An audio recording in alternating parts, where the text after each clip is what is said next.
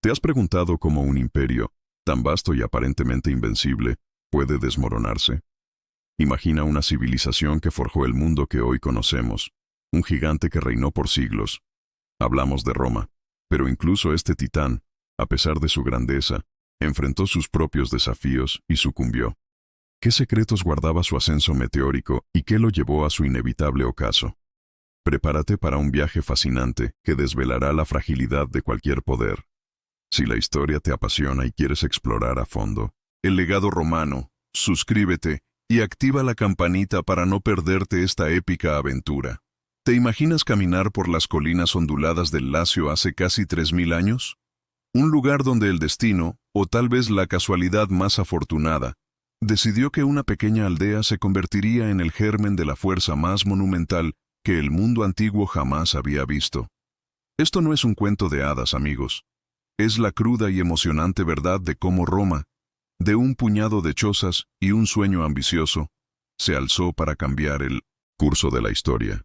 Prepárense, porque hoy vamos a desenterrar las raíces de ese coloso, desde el barro hasta el mármol, desde la leyenda hasta la república. Cada gran historia tiene un origen, y la de Roma, como no podía ser de otra forma, está teñida de leyenda, de sangre y de una voluntad férrea. Nos remontamos a un tiempo donde los dioses y los hombres aún se rozaban, donde los lobos nodrizas y los gemelos abandonados no eran una fantasía, sino el eco de un pasado que forjó una identidad inconfundible.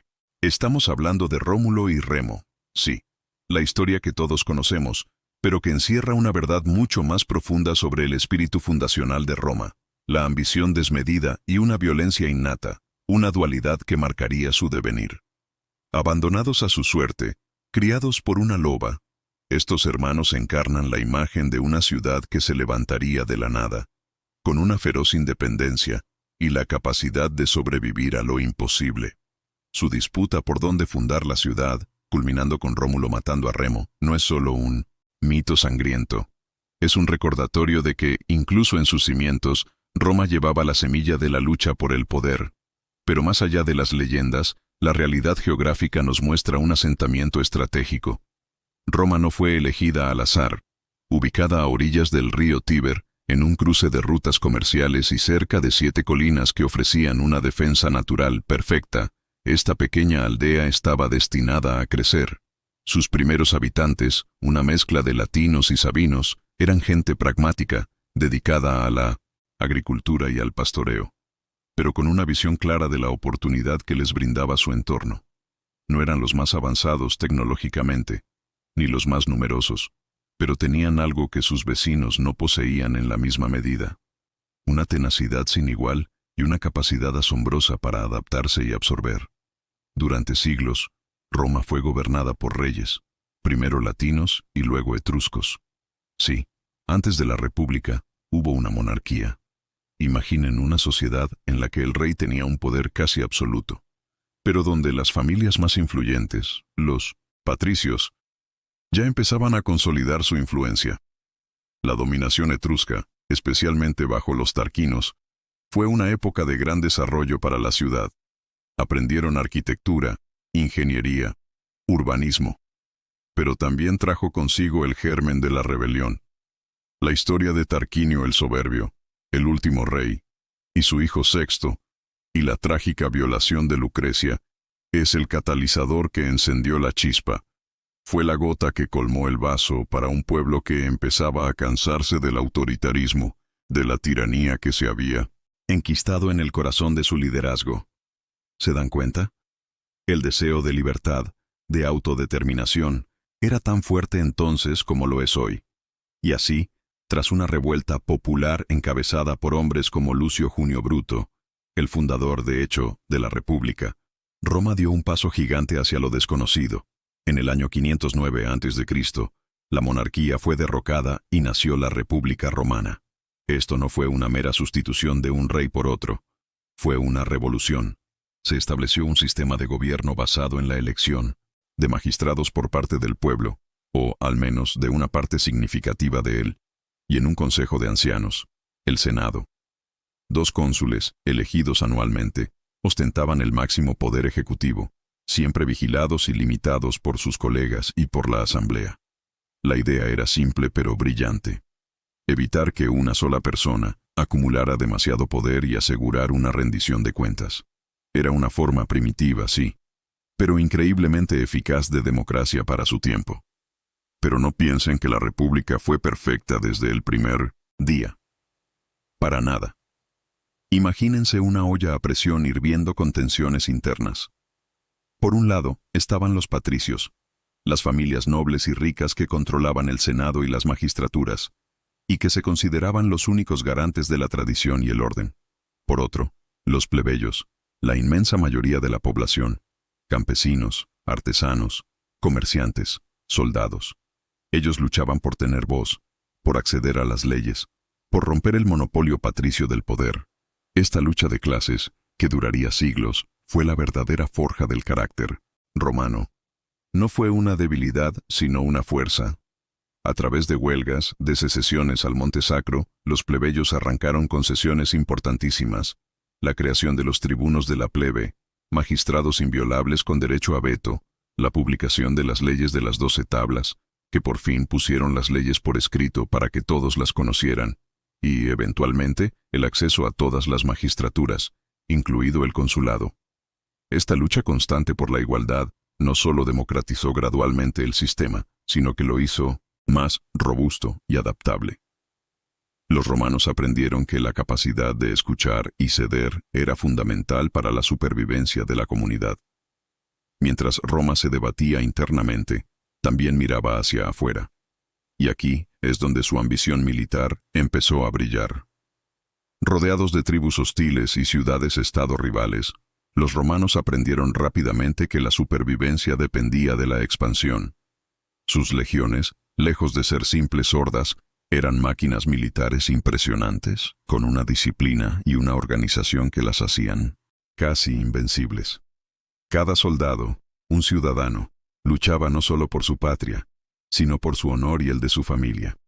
Los romanos perfeccionaron las tácticas de infantería, la construcción de campamentos fortificados y, lo más importante, la asimilación de los vencidos. No solo conquistaban, absorbían, ofrecían ciudadanía, derechos, alianzas. No era una conquista ciega, sino una estrategia maestra de integración que expandía su base de poder y recursos. Las guerras samnitas, la conquista del Lacio, las batallas contra Pirro de Epiro, ese genio militar griego que les dio victorias pírricas, de ahí la expresión. Todo esto fue forjando el músculo de Roma. Poco a poco, con cada victoria y cada tratado, la pequeña aldea del Lacio se convirtió en la potencia indiscutible de la península itálica. El concepto de la virtus, la excelencia moral y militar, y la pietas, la devoción a los dioses, a la familia y al Estado, se convirtieron en los pilares sobre los que se asentaba cada ciudadano romano. Eran valores que impulsaban a los hombres a buscar la gloria en el campo de batalla, a servir a la República con lealtad inquebrantable, y a construir una sociedad que, pensaban, duraría para siempre. Así, la República Romana consolidó su dominio sobre Italia, sentando unas bases que eran, en sí mismas, un prodigio de ingeniería política y militar. Habían transformado la necesidad de defenderse en una oportunidad para crecer, para incorporar, para liderar. De un mito de gemelos a una monarquía derrocada, pasando por intensas luchas internas y una expansión militar implacable, Roma había tejido una identidad única. Ya no era solo una ciudad, era un sistema, una forma de entender el mundo, una entidad política y militar sin precedentes, lista para mirar más allá de sus costas y desafiar a las grandes potencias mediterráneas. Este coloso, aún joven y en plena ebullición, estaba a punto de desatar su verdadero potencial en la arena mundial. Hemos visto cómo la ambición, la resiliencia y una capacidad asombrosa para aprender y adaptarse transformaron un humilde asentamiento en la espina dorsal de una república poderosa. Pero, ¿qué ocurre cuando ese poder empieza a extenderse más allá de sus fronteras naturales? ¿Cómo se gestiona un dominio que lo abarca todo? Eso, amigos míos, es el preludio de lo que exploraremos en nuestro próximo capítulo. El cenit de Roma, la época dorada de gloria y conquista. No querrás perderte cómo este gigante se apoderó del mundo conocido. Si te ha fascinado esta primera etapa del ascenso romano, déjame un gran me gusta. Comparte este viaje con alguien que ame la historia tanto como nosotros. Y por supuesto, asegúrate de suscribirte y activar la campanita para que no te pierdas el siguiente paso de este viaje épico. Si pensaban que el ascenso de Roma en Italia fue impresionante, prepárense para lo que vino después. Imaginen un momento en la historia donde una sola ciudad, una sola civilización, era el epicentro del mundo conocido, el motor que impulsaba la innovación, la ley y el orden a través de continentes. Hablo de cuando Roma, la pequeña aldea del Tíber, se convirtió en el gobernante indiscutible del Mediterráneo, el arquitecto de un legado que aún hoy nos deja sin aliento. Este es el relato del cenit, la cima, el punto donde el águila romana desplegó sus alas más majestuosamente que nunca, grabando su nombre en los anales de la humanidad para siempre. Pero para alcanzar ese dominio global, había un titán formidable que se interponía en su camino: Cartago, la potencia naval del norte de África, una ciudad de comerciantes y marinos, con un imperio que rivalizaba, si no superaba, al incipiente poder romano. Eran los dueños de los mares, una civilización de mercaderes y marineros que controlaban rutas comerciales vitales, desde las costas hispanas hasta las islas de Sicilia y Cerdeña. Cuando sus intereses chocaron con los de la ambiciosa República Romana, el Mediterráneo se preparó para una confrontación que definiría el futuro del mundo antiguo. Las guerras púnicas, como se las conoce, no fueron meros conflictos militares, fueron un duelo a muerte por la supremacía, una prueba de resistencia que llevó a ambos imperios al borde de la aniquilación. La primera guerra púnica fue un bautismo de fuego naval para Roma. Imaginen un pueblo de agricultores y soldados de infantería, repentinamente forzado a construir una flota masiva desde cero para enfrentarse a la marinería más experta de su tiempo. Fue una tarea hercúlea, un testimonio de la inquebrantable determinación romana. Y lo consiguieron, con ingenio, creando el Corvus, una pasarela de abordaje que transformaba las batallas navales en encuentros terrestres. Roma demostró su capacidad para adaptarse y finalmente venció. Sicilia se convirtió en su primera provincia fuera de la península, y con ella, una nueva conciencia de su poder. Pero fue la Segunda Guerra Púnica la que realmente puso a prueba el alma de Roma. Aníbal Barca, el general cartaginés, fue la peor pesadilla que Roma jamás conoció. Imaginen un genio militar, un estratega como pocos, cruzando los Alpes con elefantes, desatando el terror en suelo italiano durante 15 años. Las batallas de Trebia, Trasimeno y, sobre todo, Cannas, fueron desastres absolutos para las legiones romanas, masacres que dejaron decenas de miles de soldados en el campo. Roma estaba al borde del abismo, su propia existencia pendía de un hilo. Ciudades aliadas desertaron, la moral flaqueaba, y el fantasma de la derrota acechaba en cada esquina. ¿Cómo podía una civilización recuperarse de algo así? Pero Roma no se rinde, nunca. Y de las cenizas de la derrota surgió otro genio, Publio Cornelio Escipión, apodado el Africano.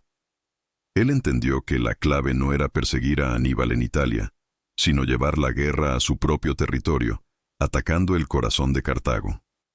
Así, mientras Aníbal seguía invicto en suelo romano, Escipión lo obligó a regresar a casa para defender su ciudad.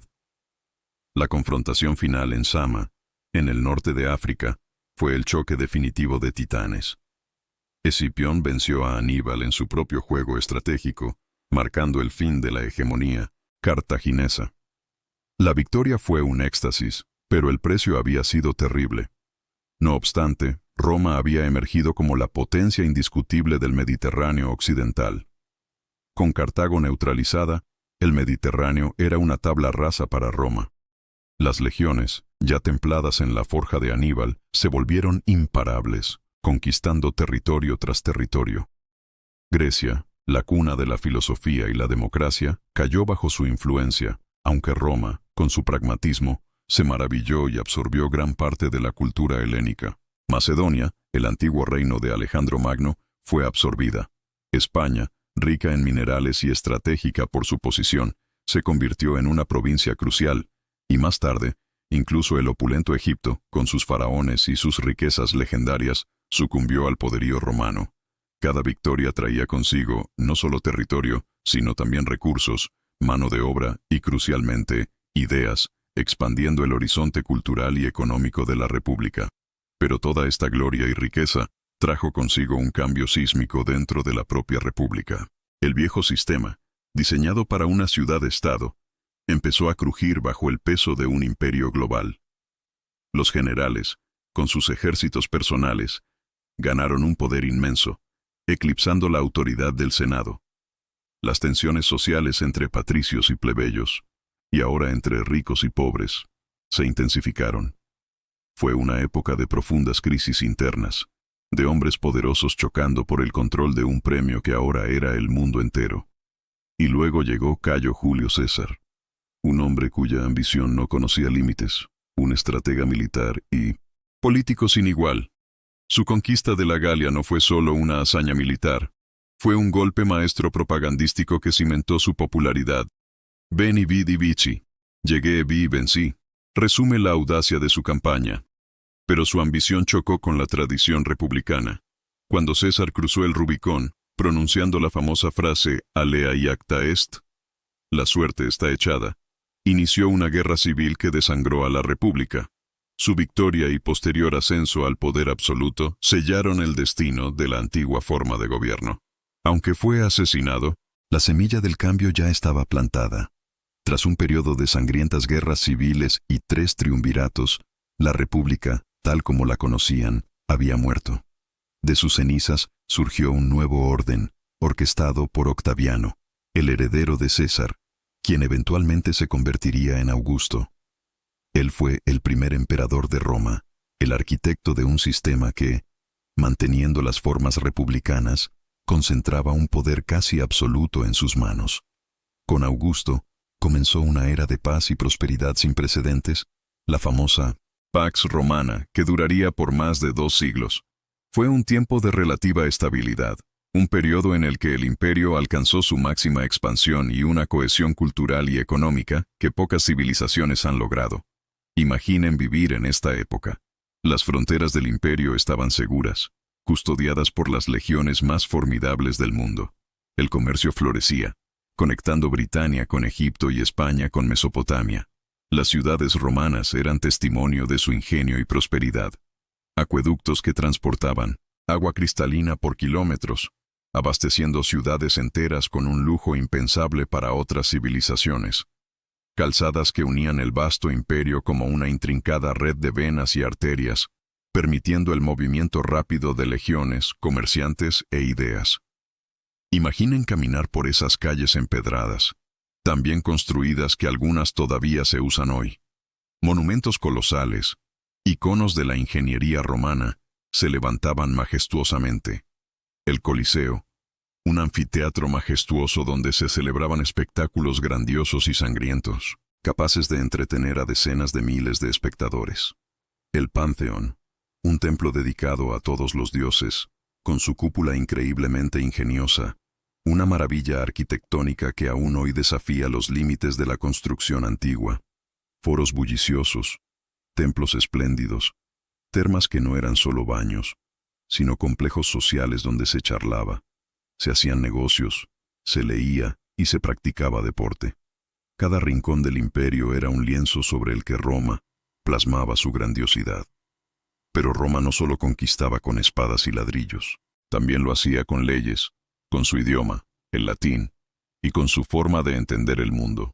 Su sistema legal, con sus principios de justicia y equidad, sentó las bases de muchas de nuestras leyes modernas, marcando precedentes en áreas como la propiedad, los contratos y la ciudadanía. El latín se extendió por todo el imperio, convirtiéndose en la lengua franca y dando origen a las lenguas romances que hoy hablamos, como el español, el francés o el italiano.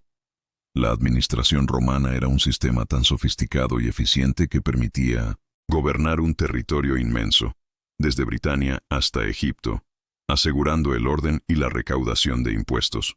La cultura romana, si bien se inspiró profundamente en Grecia, desarrolló su propio carácter distintivo. Sus esculturas, a menudo retratos realistas, capturaban la esencia de la persona, Sus frescos vibrantes y mosaicos deslumbrantes adornaban villas y palacios, revelando la vida cotidiana y las creencias de la época. La literatura, con autores como Virgilio, Horacio y Ovidio, narró epopeyas y poemas que todavía resuenan, construyendo una identidad narrativa para el imperio. Imaginen las bulliciosas calles de Roma, una metrópolis de más de 1 millón de habitantes, un crisol de etnias y culturas. Gente de todas las latitudes, lenguas y costumbres conviviendo, comerciando, aportando a la gran máquina romana. Así, desde el fragor de las guerras púnicas, que casi los destruyen, hasta la sublime Pax Romana, vimos a Roma alcanzar la cúspide de su poder. Un imperio que no solo conquistó, sino que civilizó, que construyó, que leyó el futuro y lo plasmó en mármol y en leyes. Dejó una huella imborrable, forjando el ADN de Occidente, sentando las bases de gran parte de nuestra sociedad moderna. Pero, ¿puede un gigante así ser realmente eterno?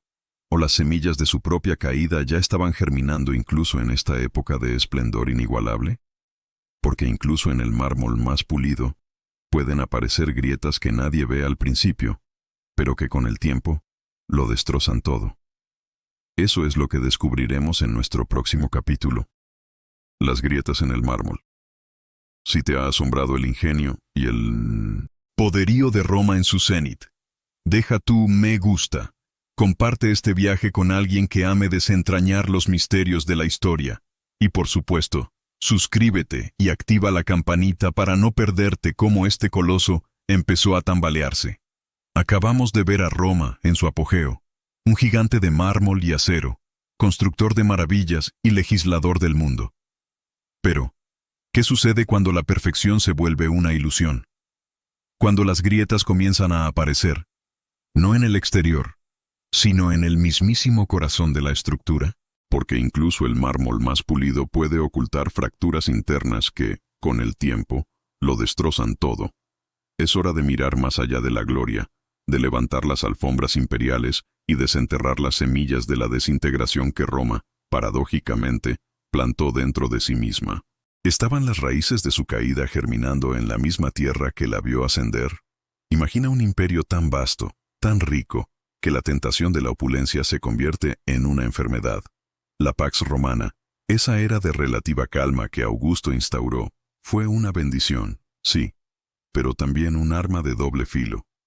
La ausencia de grandes guerras de conquista significó menos botín, menos esclavos para trabajar la tierra, y la maquinaria militar, acostumbrada a expandirse, tuvo que reorientarse a la defensa. Esto de entrada cambió la dinámica. El esfuerzo constante de defender miles de kilómetros de frontera era un drenaje económico inmenso, que poco a poco, año tras año, fue erosionando las arcas imperiales. Y hablando de economía, aquí es donde empezamos a ver las primeras fisuras serias. La inflación. Imagina que el valor del dinero, que hoy das por sentado, de repente empieza a evaporarse. Eso fue lo que ocurrió en Roma. Para financiar un ejército gigantesco y una burocracia cada vez más pesada, los emperadores comenzaron a devaluar la moneda. ¿Cómo? Reduciendo el contenido de plata o de oro de las monedas, sustituyéndolo con metales más baratos. Al principio, nadie se daba cuenta, pero con el tiempo, la gente necesitaba más y más monedas para comprar lo mismo. Los precios se dispararon, el comercio se resintió y la confianza en el gobierno decayó. Fue un veneno lento, pero implacable, que desestabilizó la vida de millones de romanos, desde el gran mercader hasta el humilde campesino. Pero la economía no era el único flanco débil.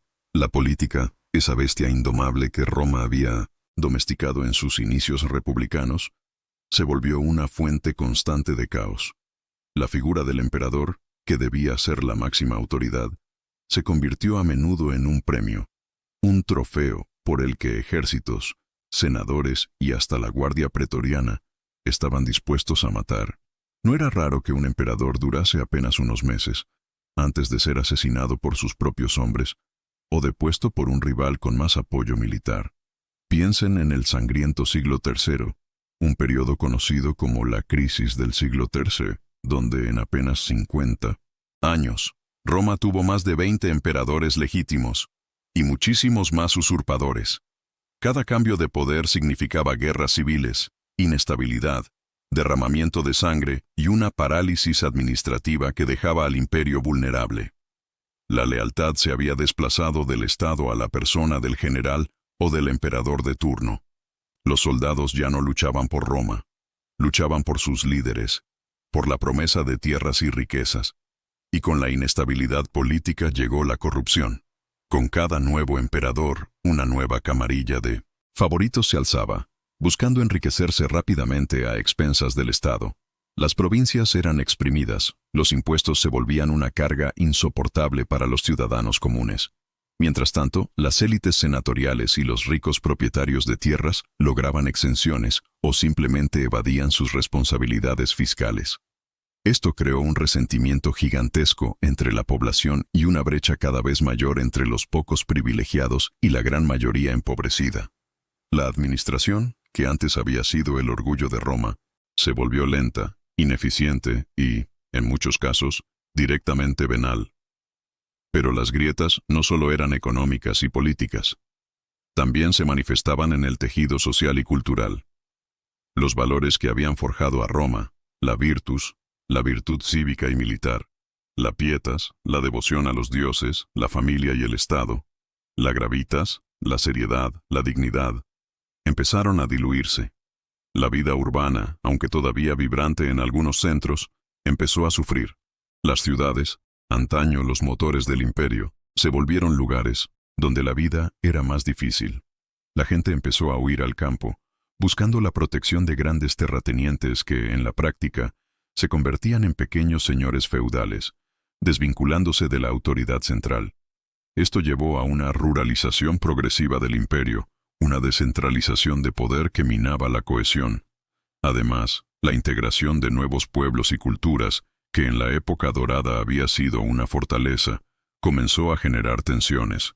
A medida que el imperio concedía la ciudadanía romana a más y más personas de sus provincias, e incluso a algunos bárbaros, asentados en sus fronteras, la identidad romana se diluía. ¿Qué significaba ser romano cuando cualquiera podía serlo? La lealtad hacia una entidad tan abstracta como el imperio se debilitó, y la gente comenzó a identificarse más con sus regiones, sus ciudades, o incluso con sus señores locales. Y luego está la cuestión de la religión. Mientras el paganismo tradicional, con sus dioses y sus ritos estatales, perdía fuerza, una nueva fe monoteísta surgía con un poder arrollador: el cristianismo. Al principio perseguido, el cristianismo ofrecía una esperanza de salvación personal y una comunidad a la que pertenecer, valores que el decadente Estado romano ya no podía proporcionar. Su rápida expansión, especialmente entre las clases bajas y los soldados, supuso un desafío fundamental a la estructura ideológica del imperio. Los cristianos se negaban a adorar al emperador o a los dioses romanos, lo que era visto como una traición al Estado.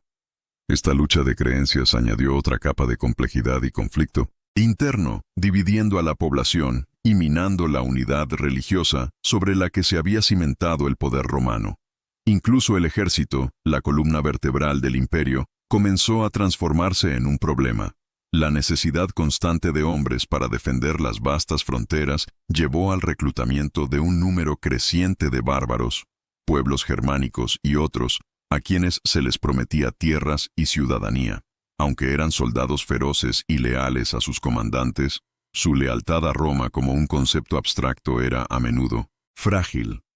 Hablaban sus propias lenguas, mantenían sus propias costumbres, y con el tiempo, empezaron a verse más como mercenarios o aliados temporales que como romanos de pleno derecho. Esto introdujo elementos extraños en la propia fuerza de combate del imperio, haciendo que la cohesión y la identidad militar se desdibujaran. Estas no fueron crisis aisladas, sino un interconectado tejido de problemas que se retroalimentaban. La inestabilidad política provocaba un gasto militar excesivo, que a su vez llevaba a la devaluación de la moneda, que empobrecía a la población, que alimentaba el descontento y las rebeliones locales, que exigían más gasto militar, y así sucesivamente en un círculo vicio. La inmensa complejidad del Imperio Romano, que en su momento fue su mayor fortaleza, se convirtió en una carga insostenible. Era como un edificio magnífico, con cimientos resquebrajándose silenciosamente, capa tras capa, mientras la fachada todavía brillaba bajo el sol. Los desafíos internos no eran solo síntomas, eran la enfermedad misma, socavando la resistencia del coloso desde sus entrañas. Hemos visto cómo la ambición desmedida, la avaricia, la deslealtad y una visión cortoplacista minaron la base de una de las civilizaciones más impresionantes de la historia. Las grietas en el mármol eran cada vez más profundas, y el temblor que anunciaba su eventual caída se sentía ya en cada rincón del imperio. Pero, ¿qué sucede cuando un gigante, ya debilitado por dentro, se enfrenta a una tormenta perfecta de enemigos externos? Eso, amigos míos, es el dramático y a veces aterrador final que exploraremos en nuestro próximo capítulo. La caída del águila. Si te ha parecido fascinante desentrañar los problemas internos que acecharon a Roma, déjame un enorme me gusta. Comparte este viaje con tus amigos para que más gente se una a nuestra comunidad de exploradores del pasado. Y por supuesto, suscríbete y activa la campanita para no perderte el trágico desenlace de este gigante. Acabamos de asomarnos a las profundas cicatrices internas que el Imperio Romano acumuló en su cenit. Un edificio majestuoso donde las grietas comenzaban a anunciar un desmoronamiento. Pero, ¿qué ocurre cuando ese gigante, ya debilitado por dentro, se enfrenta a una tormenta perfecta de enemigos externos? Imaginen la sensación de vivir en un mundo donde lo que siempre fue inmutable, lo que se creía eterno, empieza a desmoronarse pedazo a pedazo. Este es el dramático y, a veces, aterrador desenlace que vamos a explorar, la caída del águila romana. Prepárense para presenciar cómo un coloso finalmente cedió, dejando tras de sí un eco que todavía resuena. Los problemas económicos, la inestabilidad política y la dilución de la identidad romana que discutimos antes, habían dejado al imperio vulnerable, como un cuerpo enfermo, susceptible a cualquier infección. Y esa infección llegó, no en una ola, sino en un tsunami de pueblos que buscaban nuevos hogares, y en su camino, se encontraron con las fronteras laxas de Roma. No estamos hablando de hordas salvajes sin propósito, sino de migraciones masivas, impulsadas por la desesperación, y a menudo, por un enemigo aún más temible: los hunos. Imaginen el año 376 después de Cristo. Los visigodos. A los romanos, prometiendo servirles a cambio de protección y tierras. El emperador Valente, bajo presión, accedió, pero con condiciones tan abusivas que la confianza se rompió casi de inmediato. Explotación, hambre y humillación encendieron la chispa. Resultado: una furiosa rebelión. En la batalla de Adrianópolis, en el año 378, las legiones romanas sufrieron una derrota catastrófica. El propio emperador Valente murió en combate, y una parte del ejército imperial fue aniquilada. Este no fue un revés cualquiera. Fue un aviso ensordecedor de que las cosas habían cambiado para siempre. Roma ya no era invencible en campo abierto. La derrota en Adrianópolis abrió las compuertas. No se trataba de una única invasión, sino de una serie de movimientos migratorios masivos. Los visigodos, liderados por Alarico, se movieron libremente por el imperio, exigiendo tierras y riquezas. No querían destruir Roma, querían ser parte de ella, pero a sus propios términos. Después de años de negociaciones fallidas y asedios, Alarico, en el año 410, hizo lo impensable. Saqueó Roma. La ciudad eterna, el corazón del imperio, la cuna de la civilización occidental, fue violada por manos extranjeras por primera vez en casi 800 años. Aunque el saqueo no fue tan destructivo como a menudo se cree, el shock psicológico fue inmenso. Para muchos romanos, aquello fue el fin del mundo conocido, la prueba definitiva de que los dioses habían abandonado a su imperio. Los filósofos cristianos lo vieron como un castigo divino. Los paganos, como la consecuencia de haber abandonado a los viejos dioses. Mientras tanto, otras tribus no se quedaron de brazos cruzados. Los vándalos cruzaron el Rin en el 406, arrasando la Galia y asentándose en Hispania, antes de saltar a África del Norte y establecer un reino propio. ¿Y por qué era África del Norte tan crucial? Porque era el granero de Roma. La pérdida de esa provincia significó un golpe demoledor para el suministro de grano de la propia ciudad de Roma, estrangulando su economía y su capacidad de alimentar a su población. Luego, en el 455, los vándalos bajo Genserico hicieron su propia visita a la ya maltrecha Roma, y su saqueo fue mucho más devastador que el de Alarico, durando 2 semanas y llevándose consigo tesoros incalculables. Pero el espectáculo de terror no había terminado. El azote de Dios, Atila y sus hunos, aunque no directamente responsables de la caída de Roma en el 476, fueron el catalizador de muchas de estas migraciones germánicas.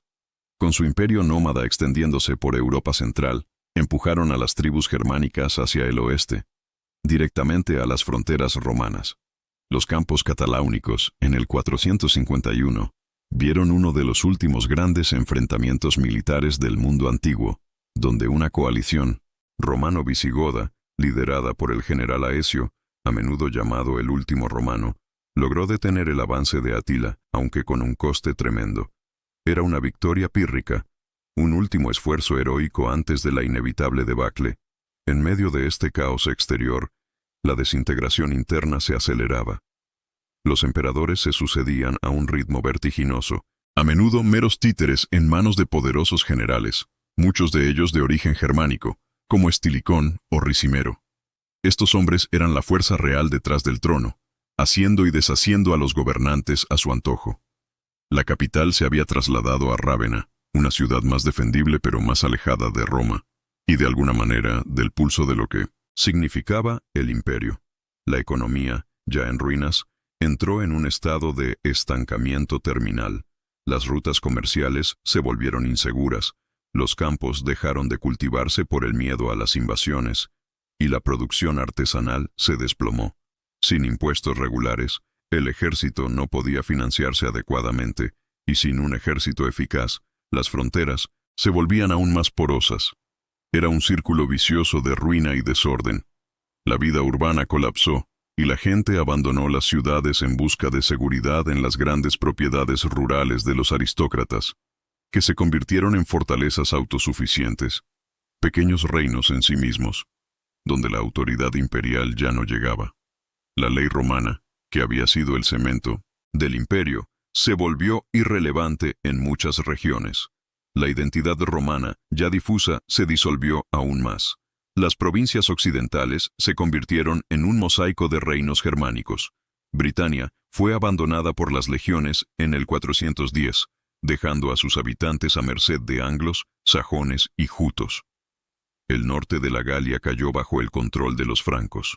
Hispania fue dividida entre suevos, alanos y visigodos. Estos nuevos reinos, aunque a menudo respetaban la autoridad imperial de forma nominal, funcionaban como entidades independientes, acuñando sus propias monedas y aplicando sus propias leyes. La lealtad hacia el emperador de Occidente era una farsa. El clímax de esta larga y agónica muerte llegó en el año 476. Un niño, Romulus Augustulus, había sido puesto en el trono, un nombre irónico que evocaba al fundador de Roma y a su primer emperador. Pero su reinado fue efímero. Odoacro, un líder germánico de los érulos, al frente de las tropas federadas que servían a Roma, exigió tierras. Cuando su petición fue denegada, Odoacro depuso a Romulus Augustulus. No lo mató, simplemente lo envió al exilio, entregándole una pensión anual. Fue un gesto casi casual, desprovisto de la grandiosidad que uno esperaría del fin de un imperio. Odoacro no se proclamó emperador. En su lugar, envió las insignias imperiales a Zenón, el emperador de Oriente en Constantinopla, reconociéndolo como el único emperador legítimo. A partir de entonces, Odoacro gobernaría Italia como rey, nominalmente bajo la autoridad de Constantinopla. Así, sin una batalla final ni un grito de agonía, el Imperio Romano de Occidente se desvaneció. No fue un colapso repentino, no fue un día particular en que se encendió una luz roja y el mundo cambió. Fue un proceso de siglos, una lenta agonía, una transformación gradual que se había estado gestando desde mucho antes de la fecha simbólica del 476. La caída de Roma no fue la de un edificio derrumbándose de golpe, sino la de una vieja casa que se desintegró lentamente, ladrillo a ladrillo, viga a viga, hasta que lo que quedaba ya no se parecía en nada al original. Y es crucial recordar que no fue el fin del Imperio Romano. Fue el fin de la parte occidental. El Imperio Romano de Oriente, con su capital en Constantinopla, continuaría floreciendo como el Imperio Bizantino por 1000 años más, llevando la antorcha romana a través de la Edad Media. Hemos recorrido juntos el increíble ascenso y la compleja caída del Imperio Romano, una epopeya que nos enseña que incluso las civilizaciones más grandes no son inmunes al cambio y a los desafíos internos y externos. Su legado, sin embargo, sigue vivo, no solo en las ruinas que visitamos o en los museos que admiramos. Resuena en nuestras leyes, en la estructura de nuestros gobiernos, en los idiomas que hablamos, en la arquitectura que nos rodea. El impacto de una cultura puede trascender su propia existencia, y Roma es el testimonio más grande de ello. Su historia es una advertencia sobre la fragilidad del poder, una lección sobre la importancia de la cohesión social, la buena gobernanza y la capacidad de adaptarse. ¿Qué crees que es lo más importante que podemos aprender de la historia de Roma en la actualidad? ¿Qué paralelismos encuentras con nuestro mundo? Déjame tu opinión en los comentarios. Dale un buen me gusta si disfrutaste este viaje épico y comparte este video con tus amigos para que más gente se una a nuestra comunidad de exploradores del pasado. Así, hemos cerrado este viaje monumental, desde los humildes inicios de Roma hasta su glorioso apogeo y su compleja desintegración. Su historia nos grita una verdad eterna. Ningún poder es inmune al cambio, pero su huella cultural perdura, moldeando nuestro presente. ¿Qué reflexión te llevas? Cuéntamelo abajo. Si te ha gustado, dale un enorme me gusta, comparte con tus amigos y, para más aventuras históricas, suscríbete y activa la campanita.